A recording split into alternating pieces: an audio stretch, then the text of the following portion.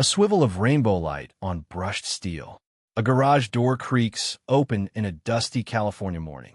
Two young visionaries, hearts pounding, cradle a crude circuit board baptized Apple I. Sparks flash as power surges through its copper veins. The world around them, stale, silent, shivers. This is not just a machine. It is the first heartbeat of a revolution. In that moment, Silicon Valley's slumber shatters forever. The stage is set for an odyssey of brilliance, hubris, ruin, and resurrection. From the sparks of invention to the battles that shaped the digital age, Tech Tales dives deep into the stories behind the world's most influential technology. These are the breakthroughs, the rivalries, the triumphs, and the spectacular failures that changed history. Told in rich detail, each episode takes you inside the moments where innovation met destiny. And the world was never the same.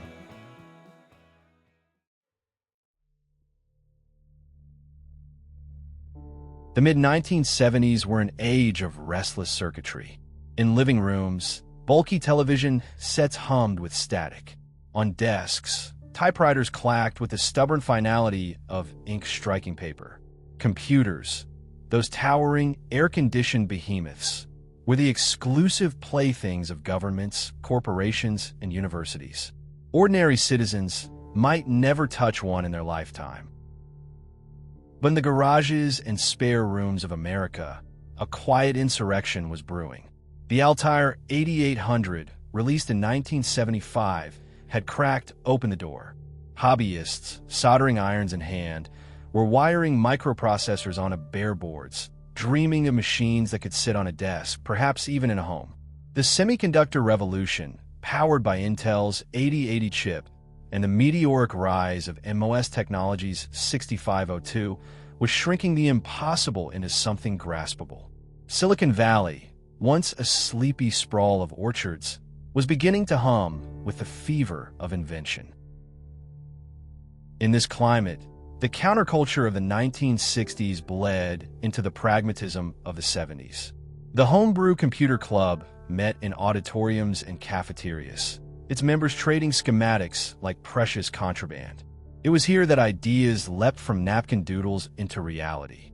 And amid the shaggy hair, denim jackets, and solder smoke, a young college dropout named Steve Jobs crossed paths again with his old friend Steve Wozniak, a brilliant, soft-spoken engineer with an almost mystical gift for simplifying circuitry.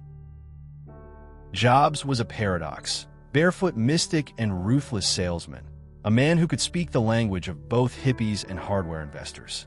Wozniak was his opposite in every visible way, but together they shared a vision, one that would vault computing out of the sterile halls of industry and into the messy, personal lives of ordinary people. The stakes were enormous, though few recognized it at the time. IBM, the unquestioned titan of computing, had little interest in the home market. The field was left to small, scrappy companies, Commodore, Tandy, and soon Apple. These firms were not merely selling machines. They were selling a future in which individuals could wield the power of computation without permission from a corporate mainframe priesthood. And beyond the technological ferment, there was a generational hunger for tools that could amplify creativity. The personal computer was not yet a necessity. It was a curiosity, an untested dream. But for Jobs and Wozniak, the dream was intoxicating. In their minds, this wasn't just about silicon and code. It was about liberation, about breaking technology out of its gilded cage and letting it run wild in the hands of the masses. This was the crucible in which Apple was born, a California sun-baked world of garage workshops, restless youth, and microchips small enough to change history. The stage was set, the players had entered, and the first act was about to ignite. It began, fittingly, with a prank. Steve Wozniak had always delighted in the playful bending of technology to his will. At Berkeley, and before that in his youth, he tinkered endlessly, building blue boxes that could trick telephone systems into granting free long-distance calls. One night, he and Jobs, laughing in the dark, used one to phone the Vatican, pretending to be Henry Kissinger. For most, it was a joke. For Jobs, it was revelation. If you could manipulate a massive, closed system with a handful of circuits, you could change the balance of power. In 1975, Wozniak attended a meeting of the Homebrew Computer Club in Menlo Park. There, amid the buzz of geeky show and tell, he encountered the Altair 8800, its blinking lights promising possibilities, yet its interface so alien it might as well have been an artifact from another planet. To Wozniak, the challenge was irresistible. What if you could build a computer as powerful as the Altair, but one that an ordinary person could use? He returned home and began sketching. With an MOS Technology 6502 processor, retailing for just $25, he wired together the prototype of what would become the Apple I. Unlike the Altair, it came with a built-in keyboard interface and could connect to a regular TV as a display. No toggle switches, no flashing binary codes, just letters and numbers on a screen. It was a machine you could understand at a glance. Jobs saw the prototype and immediately grasped its commercial potential. Woz saw a fun project. Jobs saw a revolution in waiting. In March 1976, over cups of fresh-pressed carrot juice, Jobs persuaded Wozniak that they could sell the boards to fellow hobbyists. But Jobs' ambitions reached further. He wanted to sell a fully assembled computer, no soldering required, ready to plug in and use. This, he believed, will be the leap from tinkerer's toy to consumer product. They needed capital. Jobs approached Paul Terrell, owner of the Byte Shop, one of the first computer stores in the country. Terrell listened patiently, then stunned them. He would buy 50 fully assembled Apple I computers, paying $500 each, but only if they delivered complete, ready-to-use units. It was the first real order in Apple's history. With that promise in hand, Jobs sold his beloved Volkswagen van. Wozniak reluctantly parted with his prized HP 65 calculator. They scraped together the funds for parts, working day and night in the suburban garage of Jobs' parents' home at 2066 Chris Drive in Los Altos. The garage, cluttered with circuit boards, soldering irons, and the scent of flux, would become as mythic in tech lore as the Wright brothers' bicycle shop. On April 1, 1976, they formally incorporated Apple Computer Company. The name was Jobs' idea, part tribute to his recent stint in Oregon apple farm, part clever branding. It sounded fun, spirited, and not intimidating, he later explained. In an industry filled with cold acronyms and sterile titles, Apple felt alive. The Apple I would not change the world overnight, but it was the seed. It proved that Jobs and Wozniak could take an idea from sketch to store shelf, and that the world was willing to pay for it. The next machine, Jobs vowed, would be sleeker, more powerful, more beautiful, and it would put Apple not just in the running, but in the lead. The fuse was lit. All that remained was to see how brightly and how dangerously it would burn. The Apple I was only the opening act. The true breakthrough came in 1977, when Wozniak unveiled the Apple II at the West Coast Computer Fair. It was a revelation. A beige plastic shell wrapped around smooth curves, a full-color display, and an integrated keyboard, looking less like an intimidating machine and more like an appliance that could belong in any home. While other computers still demanded assembly and arcane commands, the Apple II came ready to work, play, and dazzle. Jobs, ever the showman, insisted on injecting the device with something intangible, emotion. He pushed for color graphics at a time when most competitors were monochrome, believing that color would make the machine come alive. Woz engineered a brilliantly economical way to produce those graphics, and suddenly Apple had something no one else could match. The market responded instantly. VisiCalc, the first spreadsheet software, transformed the Apple II from a hobbyist curiosity into a business necessity. It was the first time a personal computer paid for itself, recalled software pioneer Dan Bricklin. Small businesses snapped them up. Schools ordered them in bulk, spurred on by Jobs' strategy of discounting to education. ensuring an entire generation would grow up on Apple machines. By 1980, Apple's revenues had skyrocketed from $775,000 in 1977 to over $100 million.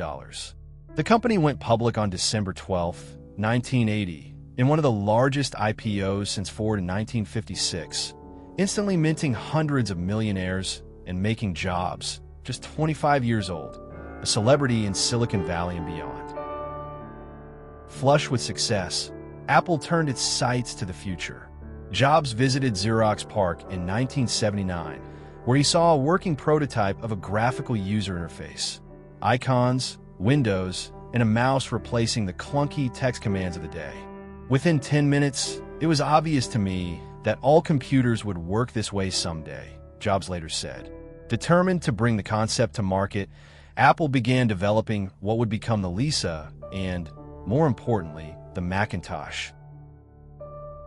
The culture inside Apple during these years was equal parts idealism and intensity. Engineers wore t-shirts and ran barefoot through the hallways, yet were driven by Jobs' relentless demand for perfection. Real artists ship, he told them, pushing deadlines even as he obsessed over the curve of a case or the click of a key. The Macintosh team became a band of true believers, their office adorned with a pirate flag, a nod to Jobs' rallying cry. It's better to be a pirate than join the Navy. By the early 1980s, Apple seemed unstoppable. The Apple II was entrenched in schools and businesses, the company was flush with cash, and the Macintosh, sleek, graphical, and radically user-friendly, was poised to redefine computing. In the public's eye, Apple wasn't just another tech company. It was the vanguard of a digital revolution, one that promised to put the power of computing into the hands of every individual. But revolutions are rarely smooth. Beneath the surface, tensions were growing, inside Apple, in the marketplace, and between the two Steves themselves. The dream that had begun in a Los Altos garage was about to collide with the brutal realities of business and the ferocity of competition. The turning point was coming, and when it arrived, it would shake Apple to its core. January 24, 1984. The lights dimmed in the Flint Center Auditorium in Cupertino. A packed audience of journalists, developers, and Apple employees watched the stage, their breath held in anticipation. Steve Jobs, beaming like a proud father, pulled a beige, compact computer from its bag, powered it on, and let the machine speak for itself, literally. "Hello," said the Macintosh in its synthetic voice. The crowd erupted. It was a moment for the history books, amplified by the now iconic 1984 Super Bowl commercial, directed by Ridley Scott, which had aired just 2 days earlier. Apple positioned the Mac as the hammer that would shatter the conformity of IBM's corporate dominance. The narrative was irresistible. Apple as the rebel, IBM as Big Brother. But reality was less cinematic. The Macintosh's graphical interface was revolutionary, but under the hood, it was underpowered, just 128 kilobytes of RAM, and expensive at $2,495. Worse, there was little software to justify the purchase. IBM PCs, backed by Microsoft's growing dominance with MS-DOS, had captured the business market. Apple's sales, buoyed by hype in the early months, began to stall. Inside Apple, tensions flared. Jobs' perfectionism and volatile management style alienated colleagues. CEO John Sculley, the former Pepsi executive Jobs, had famously lured with the line, "Do you want to sell sugar water for the rest of your life?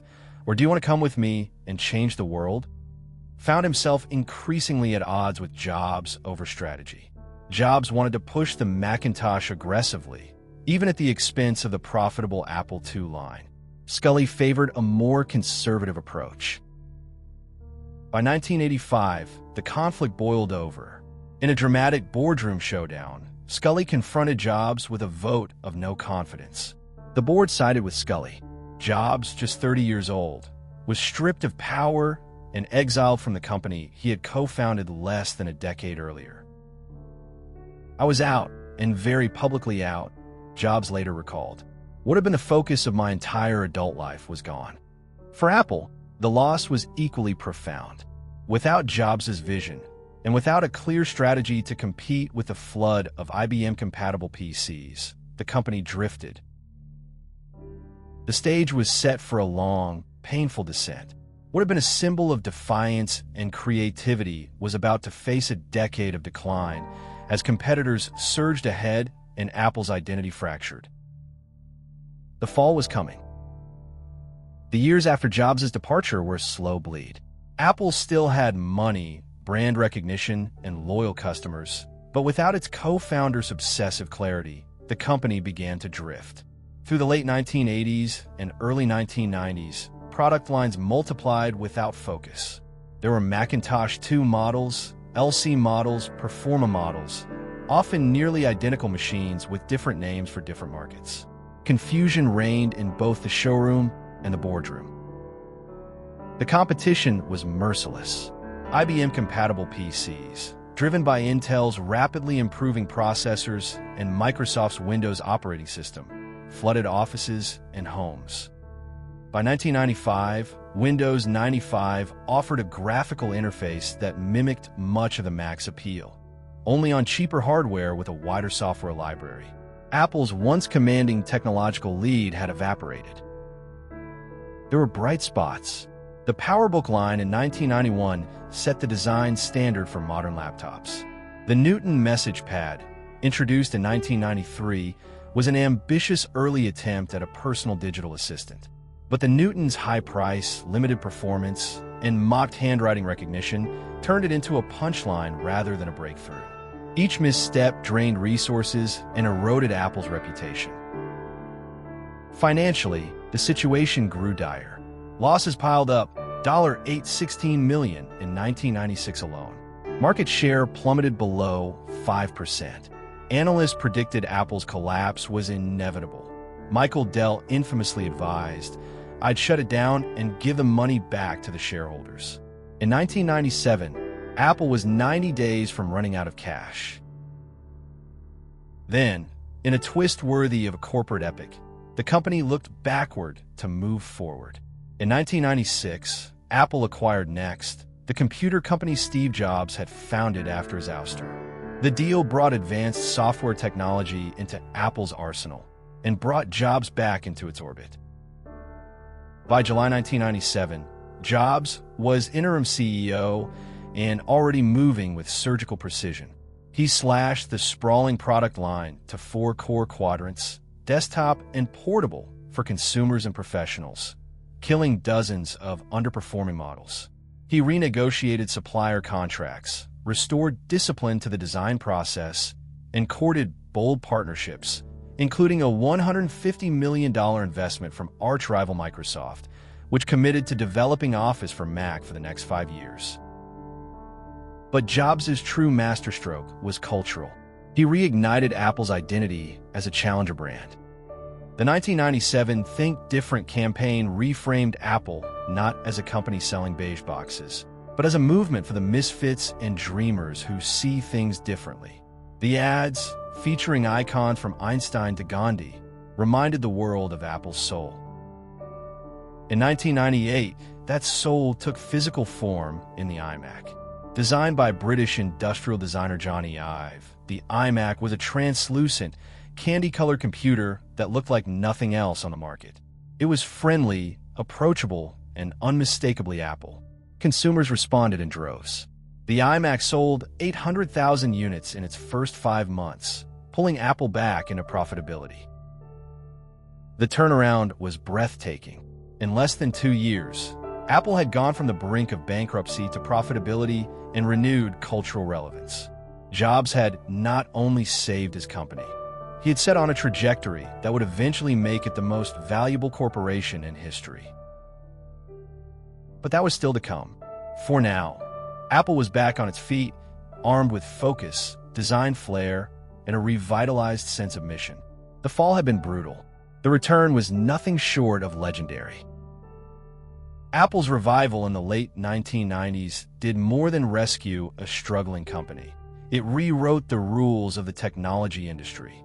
The lessons of that era, forged in near-death desperation, became the DNA of a corporate philosophy that would dominate the 21st century. First, there was focus. Jobs' ruthless simplification of Apple's product line was more than cost-cutting. It was a manifesto. In an industry obsessed with market segmentation and endless SKUs, Apple proved that fewer, better products could create deeper loyalty and stronger margins. Competitors noticed. Many began pruning their own offerings, seeking the same clarity of purpose. Second, there was design as destiny. The iMac's bold colors and playful curves announced that technology could be joyful, even beautiful. This philosophy would echo through the iPod, iPhone, and beyond, reshaping consumer expectations. Hardware was no longer a commodity. It was an object of desire. Third, Apple mastered the art of integrated ecosystems. The seeds planted in the next acquisition, advanced software foundations and control over both hardware and software, enabled Apple to deliver experiences competitors couldn't easily replicate. This tight integration would become the company's defining advantage in the mobile era. The comeback also cemented Apple's reputation for marketing as theater. Think Different wasn't just an ad campaign. It was a cultural statement. Jobs understood that people don't just buy products. They buy stories, identities, and the feeling of belonging to something larger. Apple sold empowerment, creativity, and rebellion, wrapped in polished industrial design. Perhaps the most enduring legacy of this period was the myth of the second act. In a business culture that often discards founders, Jobs' return became a parable of redemption, a reminder that vision, when paired with discipline, can resurrect even a company left for dead. By the early 2000s, Apple was not only stable, but poised to leap into entirely new markets. The iMac had re-established consumer trust. The upcoming iPod would redefine music, and just a few years later, the iPhone would alter the course of global communication. The world had underestimated Apple once. It would not make that mistake again. From a suburban garage to the edge of oblivion, and back to the summit of the corporate world, Apple's journey is a saga of vision, missteps, and relentless reinvention. It is the story of how a small band of dreamers dared to imagine computers as personal, fought giants, lost their way, and found it again. Today, the bitten apple is more than a logo. It is a symbol of the idea that innovation is